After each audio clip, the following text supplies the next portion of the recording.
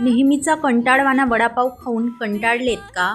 थांबा जरा, आज काहीतरी कडक आणि एकदम झणझणीत बनवूया. बनवणार आहोत आपण अस्सल गावरान ठेचा वडापाव. हा दिसायला किती सुरेख दिसतो, खायला पण तेवढाच छान आहे. बाहेरून क्रिस्पी वडा आहे आणि आतून मस्त असं हे सारण. चला, सगळ्यात अगोदर मिक्सरच्या भांड्यामध्ये कोथिंबीर आणि त्याच्या दंड्या घेतल्या आहे. थोडं लसूण आणि हिरवी मिरची आहे ती थोडी भाजून घेतलेली आहे. त्यामध्ये थोडं शेंगदाणे, जिरं आणि मीठ घालून छान वाटून घ्यायचं आहे. ठेचा तयार आहे.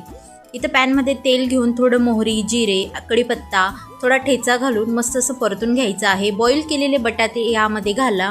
चवीनुसार हळद, मीठ आणि छान मॅश करून घ्या. त्यानंतर यामध्ये भरपूर अशी कोथिंबीर घाला. छान मिक्स करून घ्या. आता हे थंड व्हायला ठेवूया. मस्त सारण थंड झालं की असे छोटे छोटे गोल बॉल्स बनवून घेऊ. आपले बॉल्स तयार आहे. बेसन पीठ घेऊया. बेसन पिठामध्ये हळद, चवीनुसार मीठ आणि पाणी घालून छान मस्त असं बॅटर बनवून घेऊया. असं पाहिजे जेणेकरून ते जास्त घट्ट पण नको आणि पातळ पण नको. यामध्ये एक एक सारांचे बॉल तयार केलेले घालू आणि मस्त असं पिठामध्ये बुडवून याला तेलात घालायचं आहे. छान आलटून पलटून फ्राय करून घ्या. तयार आहे आपले वडे.